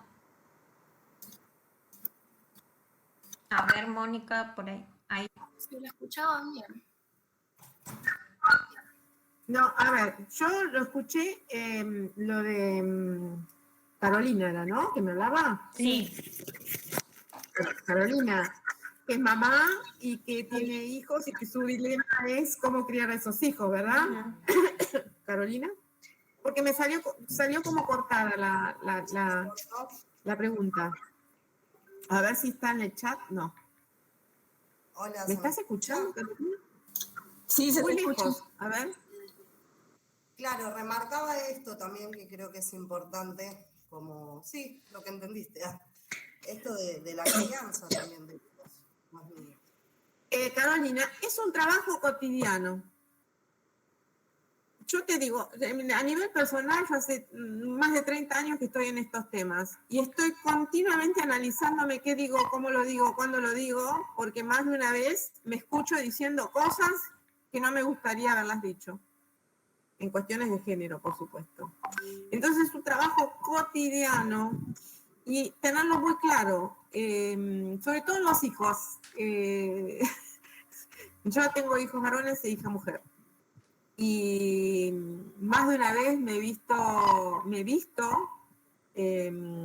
con alguna actitud que digo, no, esto no puede ser. Volvamos de nuevo, esto no se dice, esto no se hace, esta diferencia no va. Entonces es un trabajo cotidiano. Lo importante es, me parece, bueno, sí, soy una defensora de la escucha y del diálogo. Me parece, bueno, sí, soy una defensora de eso es lo que te va a hacer cambiar, pero tratar de ser lo más porque eso es lo que te va a hacer cambiar, pero tratar de las pequeñas observaciones. Desde por qué el varón tiene que ir a lavar el auto y la mujer tiene que secar los platos. Vos dirás, esta nimiedad, hoy le toca a Laura limpiar el auto. Y vení vos y lavá los platos, varón. Por suerte lo he logrado, porque mis nueras me lo agradecen. Pero es un trabajo cotidiano. ¿Qué quiero decir con esto? Que son el de compartir, el de ser solidarios, el de compartir las tareas, el de abrir cabezas, hablar continuamente de esto. Sin hacer diferencia, que porque es varón es esto y porque es mujer es lo otro. Ya voy a poner 2 o 3 direcciones en el chat. Lo que pasa es que me anda un poquito lento.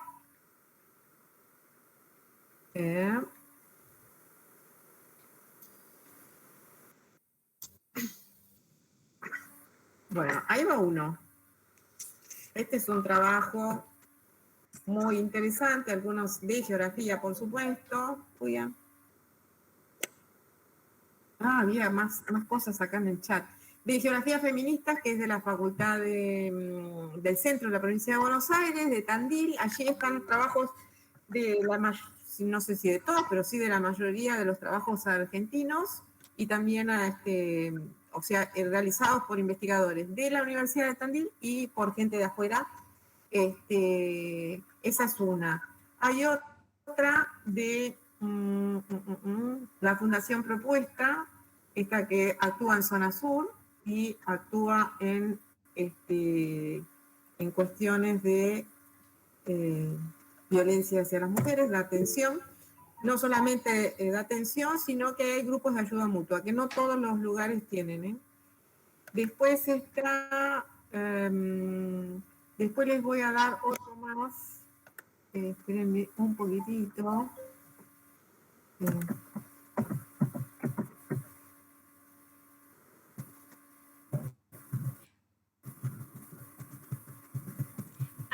algunas preguntas. Si no, Mónica, la bibliografía que la puedan compartir después Lucía o Liliana, así no tenés que estar con ese esfuerzo. Sí. Acá está Florcita Estela y Jean Rodríguez que quieren hacer alguna pregunta, ¿puede ser? Sí, sí, gracias. Sí, yo soy Jean, hola. Muchas gracias por esta charla. Siguiendo la línea de Carolina, ¿no? Me gustaría saber, sabiendo de que históricamente el trabajo docente viene con una mirada de un trabajo feminizado, ¿no? De que se hizo con la idea de que sea el trabajo para las mujeres, de los aristócratas que no estaban casados, ¿no? De que hicieran algo. ¿Usted cree que todavía sigue habiendo un poco de ese pensamiento del rol del trabajo feminizado actualmente, ¿no? A los docentes? Tiene distintas, o sea, una pregunta que se podría hacer es, o me podría hacer yo, ¿no? ¿Por qué en el trabajo docente predominamos las mujeres? Si lo analizamos desde un punto de vista de trabajo y empleo, hay quienes plantean que por qué a principios de siglo lo que predominaban eran varones y lo que ganaban les alcanzaba para sostener una familia. Hoy día, para sostener una familia, predominan las mujeres y necesitan por lo menos 2 o 3 trabajos, ¿es verdad? Entonces lo que ha habido es un deterioro salarial. Lo que está planteado por algunas personas, algunos teóricos, es que en la medida en que bajan los salarios, esos puestos son ocupados por mujeres. Algo similar se ha encontrado en el caso de la medicina. ¿Por qué la medicina, por qué, por ejemplo, las prepagas están comandadas fuertemente por varones e integradas por varones? Porque son mejores pagos. Entonces, lo podemos analizar desde el tema trabajo, empleo, ingresos. Y ahí habría una explicación. También está la otra, una de más de tipo cultural o psicológica, que cuando la mujer irrumpe en el ámbito laboral, es aceptada en este tipo de trabajo, como ser el docente o el de asistencia sanitaria, porque se considera que es una continuidad del trabajo privado para el que las mujeres somos las mejor capacitadas. Esto último con ironía, ¿eh?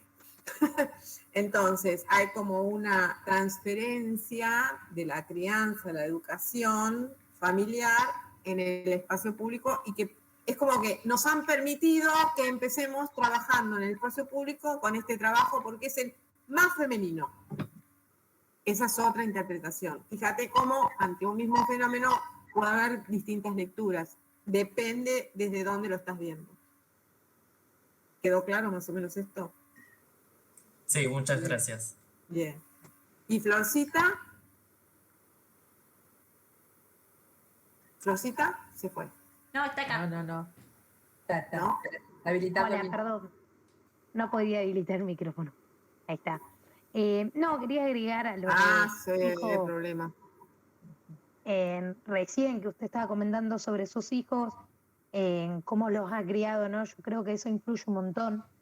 Y más que nada, hoy en día, en la adolescencia que estamos viviendo, creo que influye mucho cómo se involucran los padres en la vida de los chicos. Porque a nosotros nos toca un rol docente difícil, desde mi perspectiva, porque, bueno, hay muchos cambios culturales. Yo vivía en una casa en donde mis papás criaron a 3 mujeres y a 2 hombres, en donde las mujeres nunca iban a estudiar, o sea, íbamos a ser ama de casa, y a los varones los mantuvieron toda la vida porque iban a ser padres de trabajo, padres de familia. Entonces, nada, tengo un hermano que es ingeniero, el otro es médico, y las mujeres para poder estudiar, por ejemplo, yo trabajo actualmente y vivo sola, pero me costó un montón el hecho de poder lograr hacer mi camino para poder estudiar. Y creo que es algo muy involucrado también que lo veo referido hoy en día, ¿no? Y creo que también es difícil también desapegar cómo lo vimos nosotros en nuestra adolescencia y involucrarse en toda una nueva cultura. Obviamente que nos vamos a ir poniendo a nivel de la cultura que esté, pero cuesta, por lo menos en mi caso me cuesta muchísimo, ya que bueno, nosotras servíamos para lavar platos y cocinar, y eso era todo en mi familia. Y bueno. Muy cierto lo que decís, Florcita, y además vos sos mucho más joven que yo. Yo podría ser más que tu madre, y yo recuerdo que a mí me gustaba la geografía, pero la posibilidad era ser profesora de geografía. No geógrafa. Ser geógrafa se me dio después.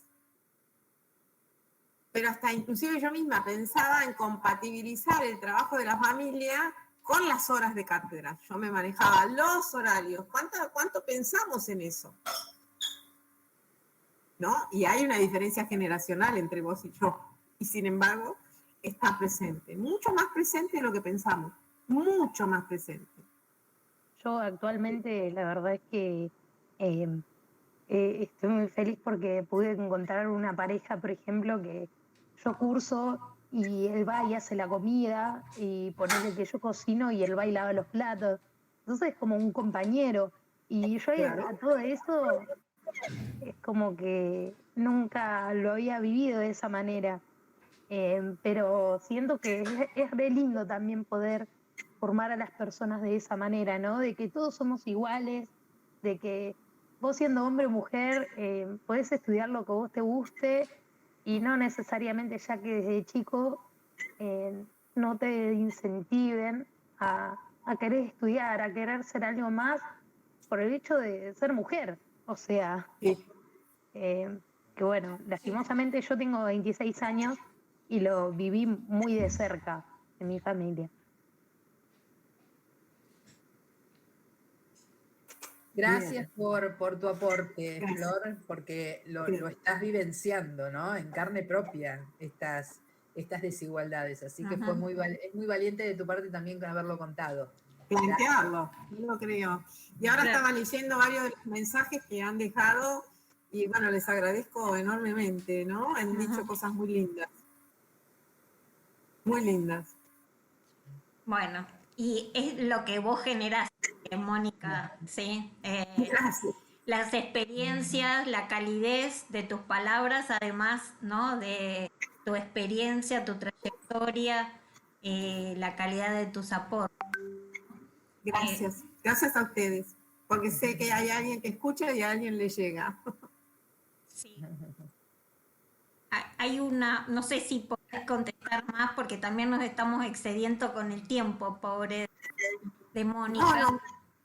Decime, está Yamila por ahí, ¿no? Sí, Yamila Zárate, sí. Hola, buenas tardes, buenas noches. Y vamos terminando para respetar el tiempo.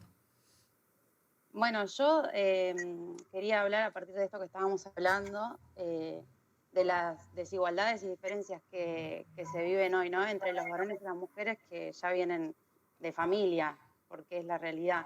Y a mí, tanto como Carolina, que hablaba que ella desde la casa trata de concientizar al nene de que haga cosas que no son solamente de mujeres o de hombres, sino de que son normales del ser humano.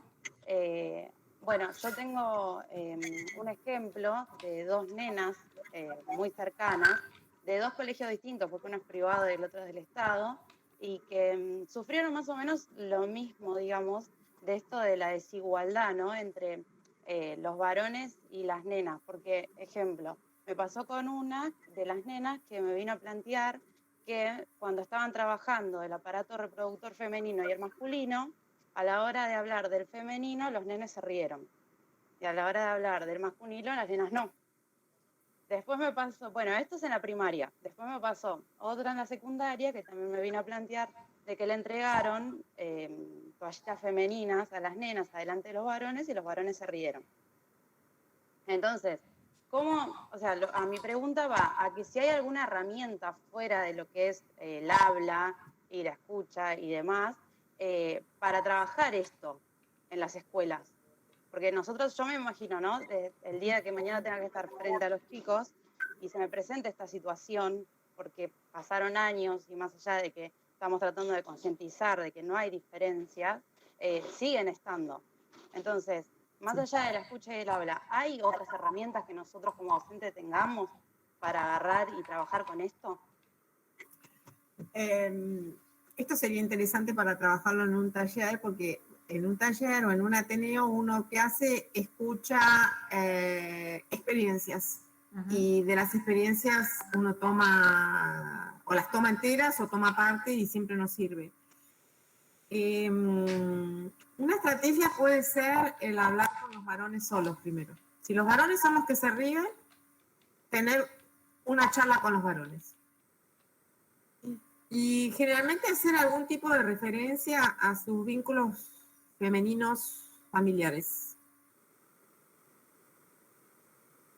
Y luego hablar aparte con las mujeres, con las chicas. Recién después, es cierto, tienen una edad, la edad de los 10, 12, 14 años son en su juicio.